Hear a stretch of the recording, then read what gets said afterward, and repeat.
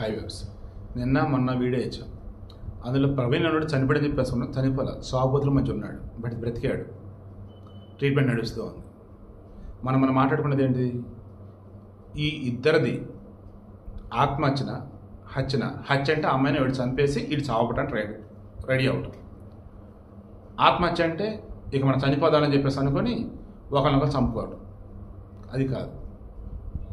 రమ్య ఇతను ప్రేమించుకున్నారట.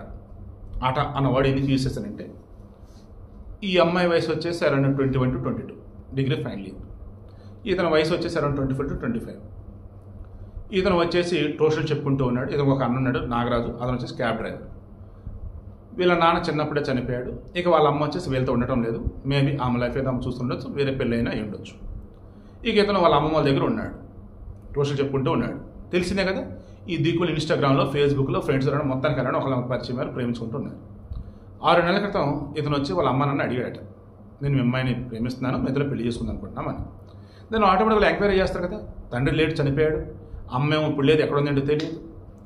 మరి అమ్మ ఎక్కడ ఉందా లేదా అన్న విషయం వాళ్ళు చెప్పుకుంటారు, వేరే విషయం. తండ్రి లేడు, తల్లి వీళ్ళ దగ్గర ఉండటం లేదు, ఇతను అమ్మమ్మ దగ్గర ఉంటున్నాడు. ఇప్పుడు నా కూతురు నుంచి ఎలా పోషించుకుంటావు, ట్యూషన్ చెప్పి ఏం సంపాదిస్తావు ఏంటి అని చెప్పేసి చాలా అనేది అన్నారు, చెప్పినట్టున్నారు. ఇక కాదురా బాబు అని చెప్పేసి అన్నారు. ఇక అమ్మాయి కూడా చెప్పారు, అమ్మ వచ్చాడు చెప్పాడు, ఎంక్వైరీ చేశాకమ్మా, ఇదిగో అతని పరిస్థితి, అందుకని వెళ్ళి ఏం సంతోషంగా ఉంటామమ్మా అని చెప్పేసి వాళ్ళు చెప్పారు. ఇక ఆ అబ్బాయి కూడా ఇండైరెక్ట్గా అదే చెప్పుండొచ్చు. ఇక అబ్బాయిని దూరం పెడుతూ వచ్చింది. వాళ్ళ ఇంటికి వచ్చాడు, చూశాడు కదా, ఇంటికి రావడానికి ఎలా ఏంటంటే పాసిబిలిటీ ఉంది కాబట్టి ఇక ఆ అమ్మాయి ఫోన్లు కట్ చేస్తున్నా, అతన్ని డివైడ్ చేస్తున్నా సరే, ఇక వాళ్ళ అమ్మ నాన్న డ్యూటీకి వెళ్తారంట. మేబీ కార్మికులే ఉండొచ్చు. ఇక్కడ మన సంగారెడ్డి దగ్గర బండ్ల కూడా రామచంద్రపురం జాగిరో సమేతం, అతను వచ్చేసి మెదక్ దగ్గర వెలుదురు సమేత ప్రాంతం. దాన్ని వచ్చేటప్పుడు అతనితో పాటు వెపన్స్ తెచ్చుకున్నాడు. వెనకాల గోడ దూకి వచ్చాడు. ఏంటి నువ్వు వచ్చావు ఏంటి అన్నప్పుడు వెళ్ళి అనలేదు కదా, నేను ప్రేమగా మాట్లాడటానికి వచ్చాడేమో, సరే ఉన్నదేంటో చెప్దాము, అవ్వట్లేదు కదా, ఇక ఎవరి లైఫ్ వాళ్ళు బతుకుదాం, ప్రేమ అంటే కలిసి బతకమే కాదు, ఇక్కడ సంతోషం ఉంటాం అని చెప్పేసి నేను నమ్మి ప్రిన్సిపల్ చెప్పినట్టు ఉంది. వాడు నాకు దక్కని ఇంకెవరికి దక్కకూడదని అనుకున్నాడు. దారుణ అమ్మాయిని పొడి చంపేశాడు. ఇక ఆ తర్వాత వీడు ఇంకా ఆల్రెడీ సైకిల్గా మారిపోయాడు కదా, నాకు దక్కంది ఎవరికి దక్కకూడదని దాన్ని చంపేశా, మరి ఇక నేను ఎవరికి కావాలి, అవసరం లేదని చెప్పేసి వీడు పొడుచుకున్నాడు. ఈ లోపల అమ్మ నాన్న వచ్చారు, అప్పటికే అమ్మాయి చనిపోయింది. పోలీసులు వచ్చారు, వీడిని ఆసుపత్రి పట్టుకెళ్ళారు. దారి మధ్య చనిపోయాడు అనుకున్నారు, బట్ మర్రా చూస్తే బతికే ఉన్నాడు, ట్రీట్మెంట్ నడుస్తాను.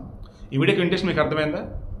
తప్పుగా అనుకోవద్దు, నేను ఎవరిని నేను నెగిటివ్ ఇలా మాట్లాడతలేదు.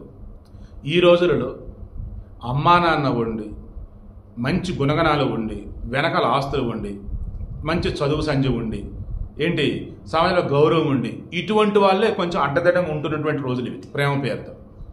ఇక నేను చెప్పిన వాటిలో ఏ 1-2 మిస్ అయినా అటువంటితో ప్రేమ అంటే చాలా రిస్క్. అసలు ప్రేమ అనే దాని జోలికి పోకండి. ఒకప్పుడు ఉండేది ప్రేమ అంటే గొప్పగా, ఇప్పుడు ఉండేది ప్రేమ కాదు, ఓన్లీ లస్ట్, ఓన్లీ అవసరాలు. ప్రేమికులు అంటే ఇమీడియట్గా సెక్స్ జరగాలి, ఆ తర్వాత వచ్చేసి ఎక్కడ ఎవరున్నా సరే లేచిపోవాలి, లేదా ఎక్కడ ఎవరున్నా సరే మన పెళ్ళికి ఒప్పుకోవాలి. పెళ్లితో ఎలా బతుకుతారు ఏంటంటే అమ్మాయిని సంపాదించిన ఆస్తులు ఉంటాయి, లేదా ఏదో ఒకటి చేసిపోదు. ఏం చేసి బతుకుతారు? క్లారిటీ లేదు. ప్రేమ అంటే ఏంటో తెలియదు, జీవితం అంటే ఏంటో తెలియదు. అమ్మ నాన్న చెప్పేది అర్థం చేసుకోరు. అయితే చావాలి, అయితే చంపుకోవాలి.